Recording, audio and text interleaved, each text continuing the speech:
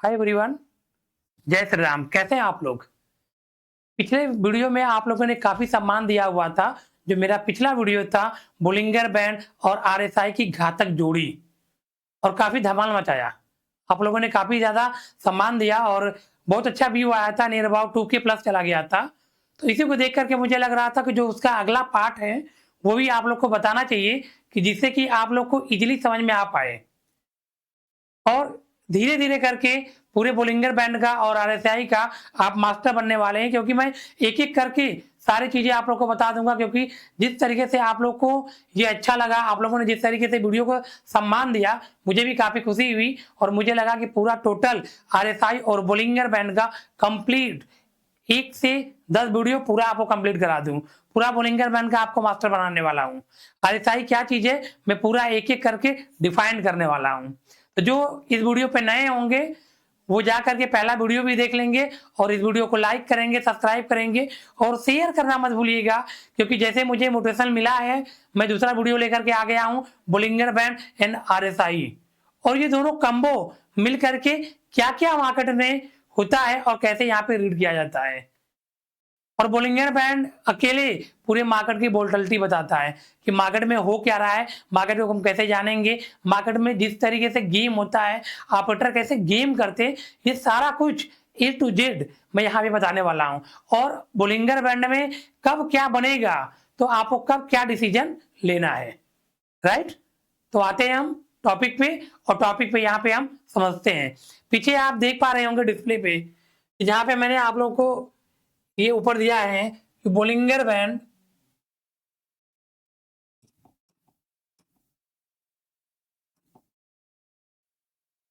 Band और RSI की जोड़ी। अच्छा, ये आरएसआई की जोड़ी क्यों बनाया गया है? ये इसलिए बनाया गया है कि बोलिंगर बैंड क्या करता है, वोलेटिलिटी बताता है। क्या बताता है? वोलेटिलिटी बताता है, ठीक है। और ये क्या बताता है, जो आरएसआई है वो क्या बताता है, ये मोमेंटम बताता है। क्या बताता है? मोमेंटम।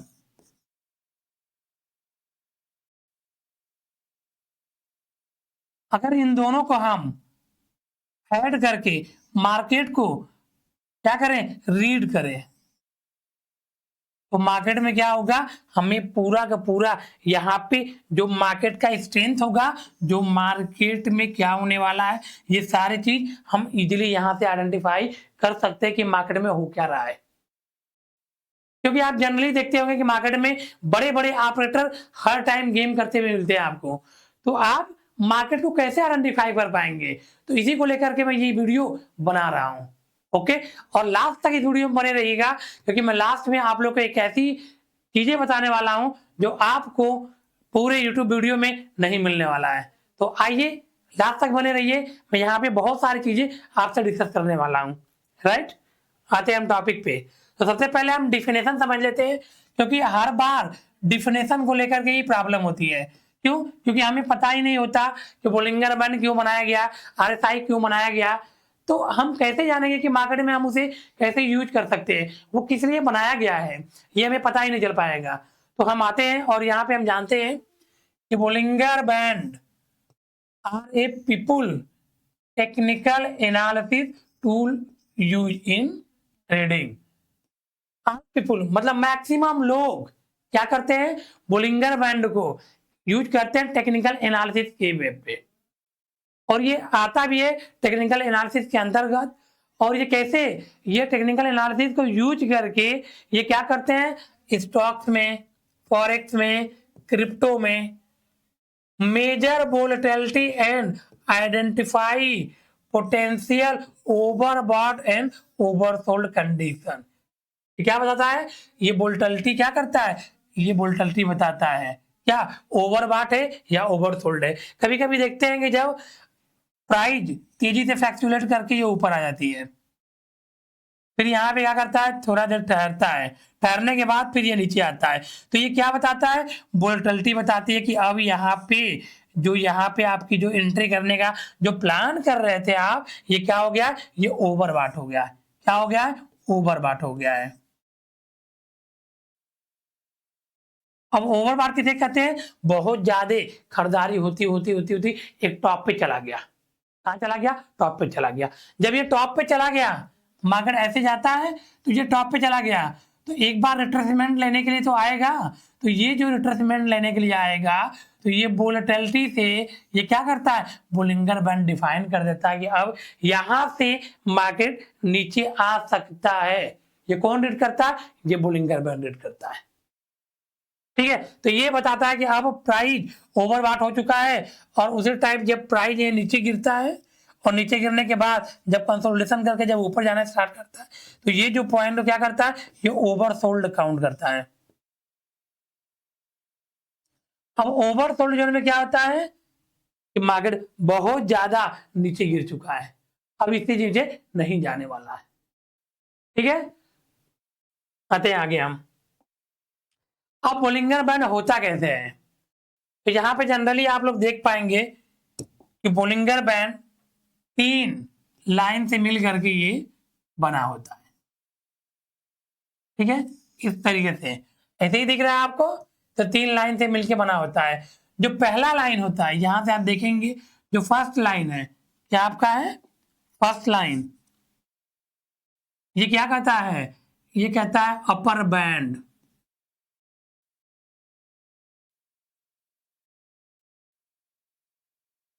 ये क्या होता है? अपर बैंड होता है, जो फर्स्ट है। जो ये बीच वाला होता है, वो क्या होता है? ये होता है एसएमए। ठीक है, एसएमए क्या होता है? 20 एसएमए होता है। और जो नीचे वाला होता है वो क्या होता है? लोअर बैंड होता है।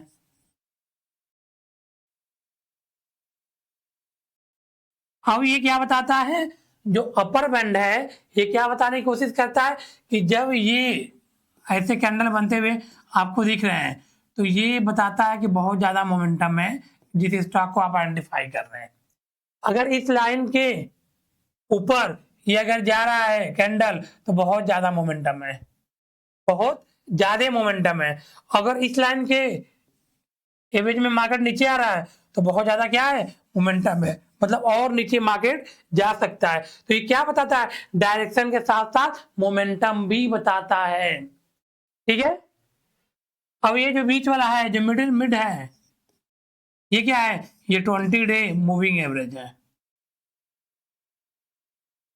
अगर मार्केट इसके ऊपर है और इसी के बीच में ये टहल रहा है, तो क्या है? मार्केट साइडवेज है। अगर इसके ऊपर जैसे ये गया, फिर ये हुआ, फिर मार्केट ऊपर निकला, फिर ये आया, फिर मार्केट ऊपर निकला, तो ये क्या हुआ? ये अप ट्रेंड है। ये बार बार मिड टर्म से क्या कर रहा है? ये ऊपर निकल जा रहा है, ये ऊपर निकल जा रहा है। ठीक है, और इसी तरीके से यहां देखेंगे हम, ये इस तरीके से मार्केट पकड़ के नीचे आना शुरू कर दिया, तो ये क्या है? डाउन ट्रेंड है। क्या है? डाउन ट्रेंड है, मार्केट नीचे की तरफ आ रहा है।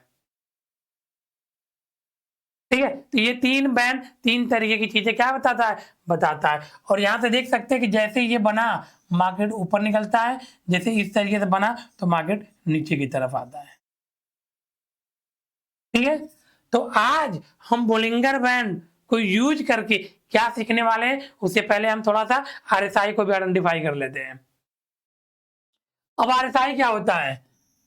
आरएसआई क्या होता है? अब आरएसआई बता रहा है कि the relative strength index, RSI, ठीक है, is a momentum oscillator use.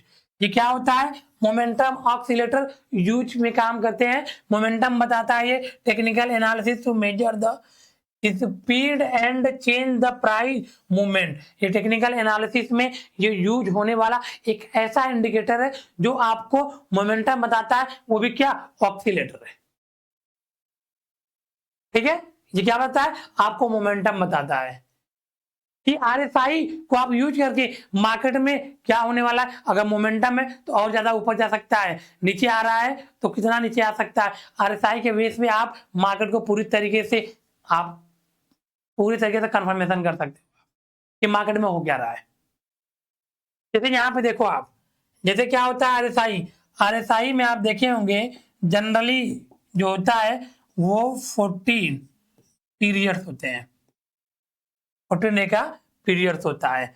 RSI का जो ऊपर होता है ये क्या होता है, ये 70 होता है। ये नीचे वाला क्या है आपका 30 है, जो बीच में क्या है ये आपका 50 है। ठीक है, ये 3 टाइप की लाइन आपको देखने की मिलेगी। और ये जो ये लाइन है वो क्या है, RSI है। अब ये थोड़ा सा माइंड लगाइए, ये यहां से स्टार्ट किया, ये ऊपर गया, मार्केट यहां से स्टार्ट किया, ये ऊपर चला गया, मार्केट फिर नीचे आया, फिर मार्केट नीचे आया, RSI फिर ऊपर गया, थोड़ा सा मार्केट ऊपर गया, RSI फिर नीचे आया, थोड़ा सा मार्केट नीचे आ रहा है, RSI ये ऊपर चला गया, मार्केट ये भी ऊपर चला गया। बट ये सेकेंड वाली जो लाइन है ये इसे क्या करी, क्रॉस नहीं कर पाई, क्रॉस नहीं कर पाई। और यहां पे क्या होगा, अगले बार मार्केट ऐसे रहे, RSI भी क्रॉस नहीं की और यहाँ पे आपको देखने के लिए मिल गया। अब ये जो पैटर्न बना, ये एम पैटर्न बना, RSI ने भी एम पैटर्न बनाया, मार्केट फिर थोड़ा सा डाउन ट्रेंड आ गया, मार्केट देखेंगे डाउन ट्रेंड आ गया। ठीक है, तो ये क्या किया, ये पहले ही मोमेंटम बता दिया कि इसमें मोमेंटम अब नहीं है, इसमें जान नहीं है। जिस स्टॉक को आप बाई करना चाहते हैं वहां पे अब गिरावट आ रही है, ओवरसोल्ड जोन नहीं है, ये क्या है, ये ओवरबॉट जोन हो गया है, ये क्या हो गया है, ओवरबॉट जोन हो गया। तो इस प्राइस पे हमें क्या करना है, हमें वेट करना है कि जब तक ये फिर नीचे ना आ जाए और ये ऊपर जाएगा तो हमें बाई करना है। ऐसे ही आप देख सकते हैं मार्केट में इतना शानदार गिरावट आई होगी, मार्केट में गिरावट आ गई, ठीक है, देन फिर ऊपर गया होगा, प्राइस ऊपर गया होगा, अब थोड़ा सा प्राइस नीचे आया होगा, प्राइस फिर ऊपर गया होगा, बट ये RSI यहीं रह गया। तो क्या रह गया, फिर मार्केट नीचे धड़ाम से गिरा, ये भी गिर गया। ये यहाँ से बताने की कोशिश किया कि अब मैं ऊपर जा सकता हूँ, यहाँ से प्राइस ने बताया, बट RSI बता दिया कि मोमेंटम नहीं है। RSI ने क्या किया, बता दिया कि अब इसमें मोमेंटम नहीं है, आप पूरे तरीके से यहाँ पे फेल्योर होने वाले हो। अगर आप RSI को नहीं देख करके मार्केट में अगर बाई करना चाह रहे हो तो आपको क्या होगा, आपको वहां पे नुकसान होने के चांसेस बढ़ जाएंगे। क्यों, क्योंकि आपने वहां पे आइडेंटिफिकेशन नहीं कर पाया, मोमेंटम नहीं देखा आपने, वोलेटिलिटी नहीं देखी, केवल प्राइस को देख करके आप मार्केट में एंट्री कर गए।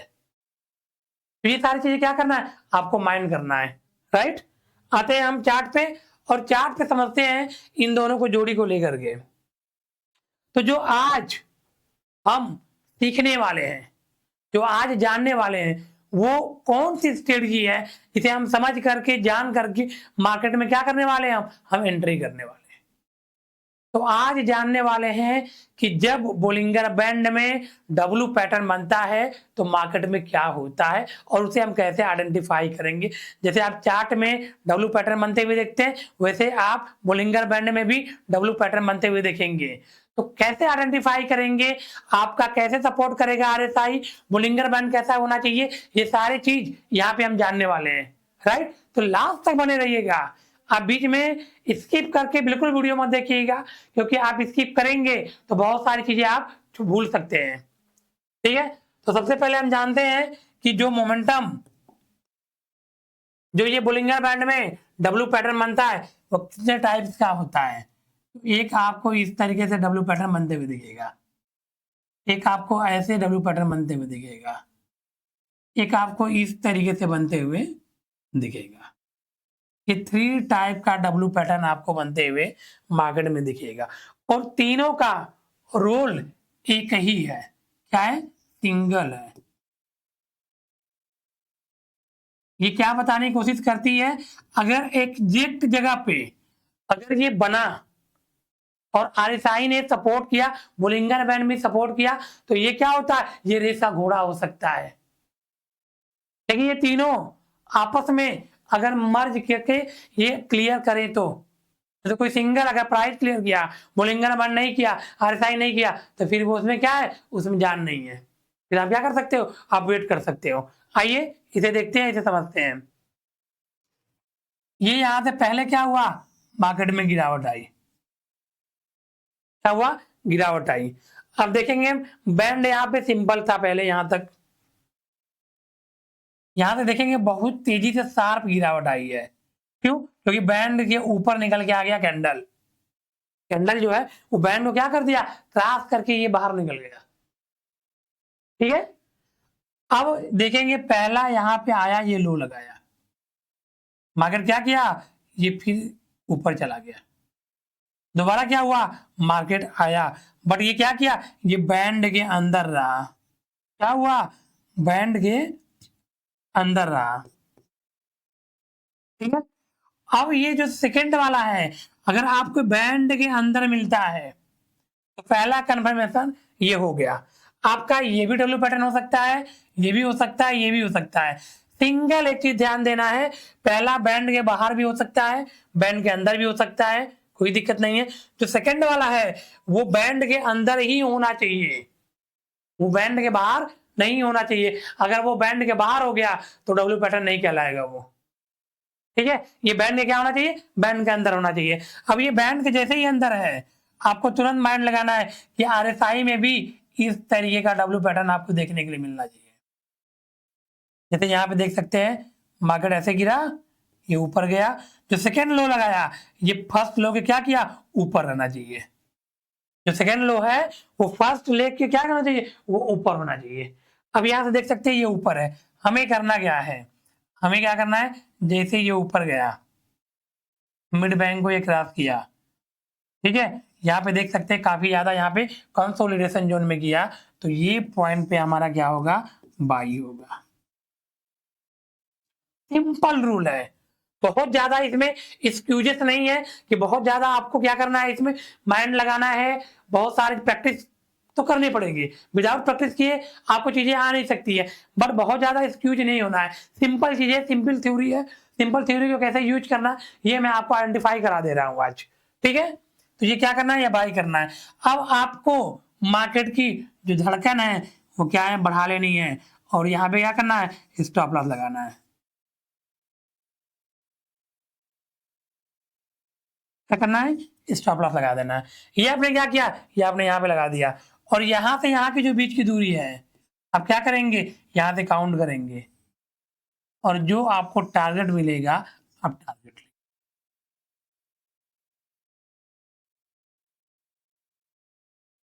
अब मजा आया ना, समझ में आया ना आप लोग को कि डब्ल्यू पैटर्न कैसे बनता है और डब्ल्यू पैटर्न को कैसे आइडेंटिफाई किया जाता है, ठीक है। आगे और एक एग्जांपल लेते हैं, जिसे आपको और इजीली समझ में आएगा।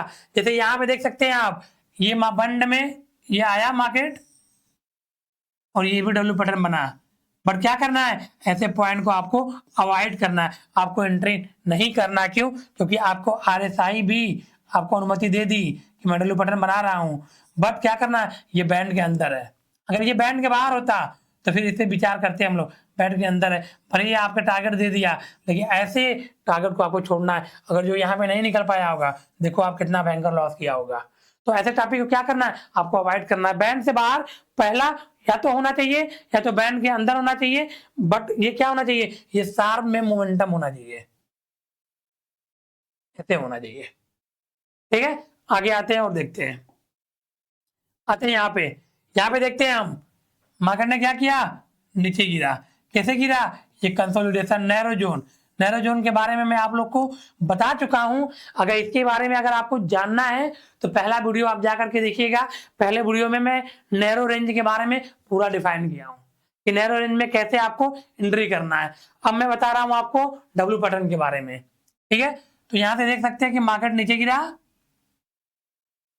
और ये क्या हुआ, इस बैंड से ये बाहर है, फिर ये अंदर गया, फिर ये क्या हुआ, सेकंड वाला, ये बैंड के अंदर है, और हमें क्या करना है, यहीं से माइंड लगाना है। क्या करना है, यहीं माइंड लगाना है।